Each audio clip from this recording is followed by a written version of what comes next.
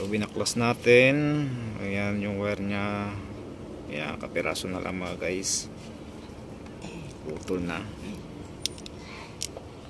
Ayan. Ayan, yun. Wala na, putol na. Yan po yung camshaft position sensor. So linisin lang natin to.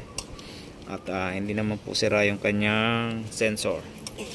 Yung socket lang ho, yung harness lang po nasira mga guys. So please like and share po, Mike Mechanic po.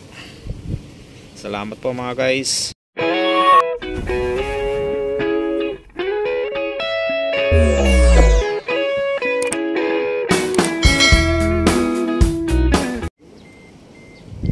Alright guys, meron tayong gagawin.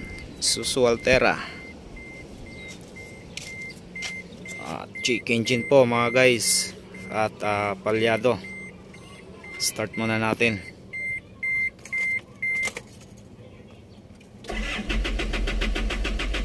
Ayan, hard starting.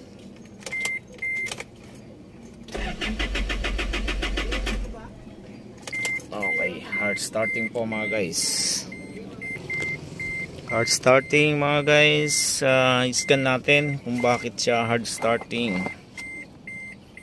Malakas naman ang kanyang battery. Isya tayo. Maingay.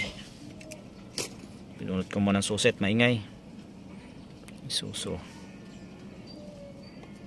2008 TF engine.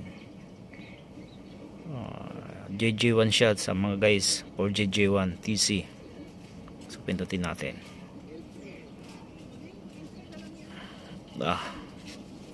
Kailangan pag yan.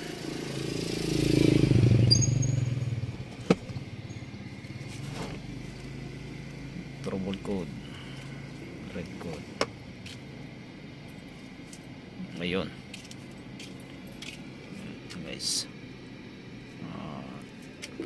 crankshaft position sensor, crankshaft position sensor circuit. So yan po ang naging findings natin. Delete lang muna natin mga guys, o tingnan muna natin yung sensor ng crankshaft. Okay, punta tayo sa engine bay.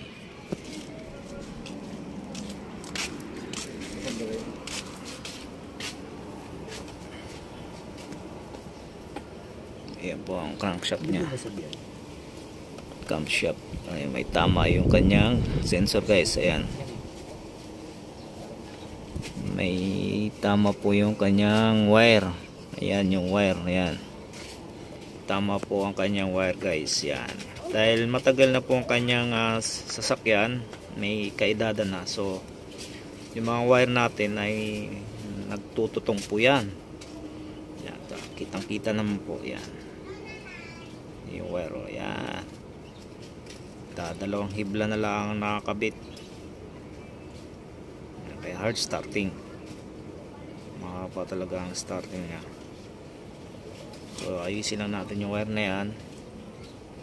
Tapos kakabit na natin yan. Bubunutin natin yan, tapos kakabitan na natin. Sige. Alright guys, dudugsong lang natin yan. So yan ang kanyang sasakyan guys. Isuzu Altera 2008. Pag i-start mo siya, wala talaga. Redondo lang, mahaba lang ang redondo. Wala oh. Okay.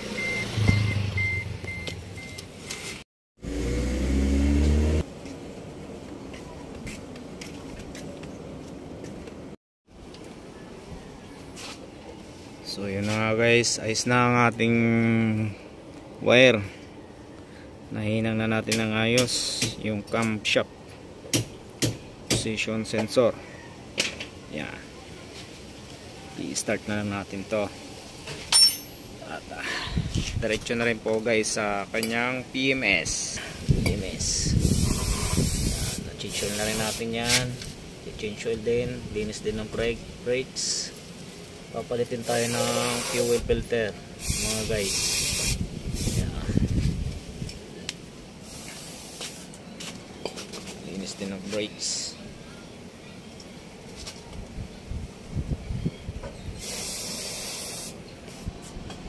So yan po ang kanyang sasakyan. Okay. Home service po mga guys. Matibay talaga ang Altera, Isuzu Altera.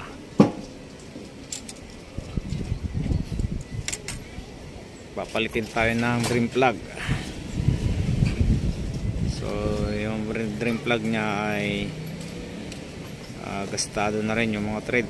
Ayan. Hindi na ihigpit ito ng ayos. Ayan, gastado na. So yan na guys. Ito naman yung ipapalit natin. Kitang kita naman yung drain plug nya. Ito naman yung harus na. Wala na siyang thread. Harus na yung thread nya. Yan o. So papalitan natin yung mga guys. Washer. Papalitin tayo ng washer. Yan. Okay. At syempre magtutorque tayo ng gulong. Mga wheel nuts nya. Tutorque natin para sakto ang kanyang higpit. Hindi ma-over-torque. Okay. Apat po na gulong yan mga guys. Tutorque natin. Alright. Mike Mechanic po. Please like and share.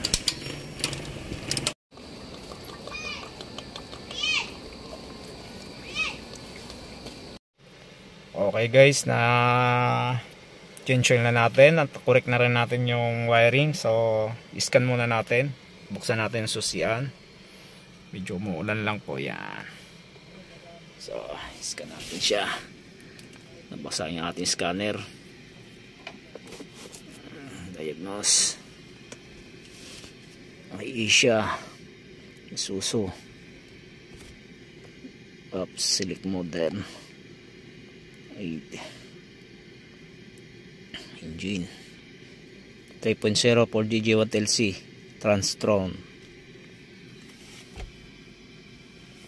Trouble code, red code. Natin kung mawawala. Ayan. Yan pa din yung trouble nya. So delete natin kung mawawala. Erase successful. Basahan ulit natin. Ayun, no pull code. No pull code. Start natin.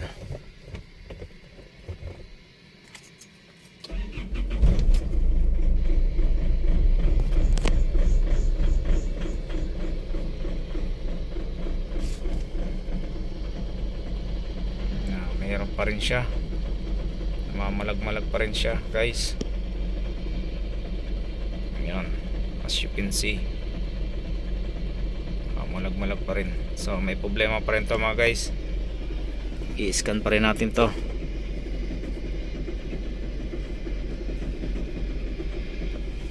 Okay.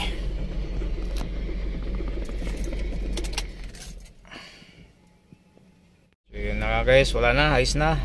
Hindi na siya namamalag-malag. Yan. Ready to fight na ulit si Isuzu Altera. Wala na siyang check engine.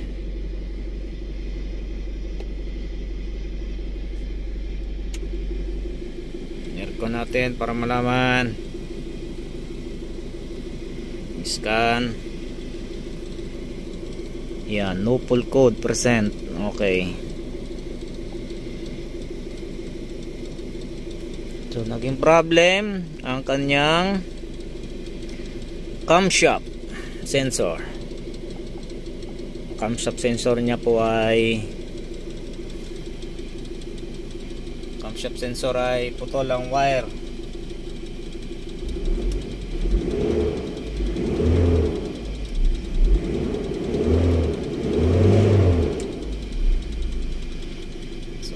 ano natin, dinuksong lang po natin. Ewan ko kung hanggang saan kailan tatagal yon ng ating dinuksong na yon. So pag bumalik-balik pa rin siya guys, papalit na tayo ng kanyang mga connector or isang buong harness na mga guys. Okay, road test na lang to guys, road test.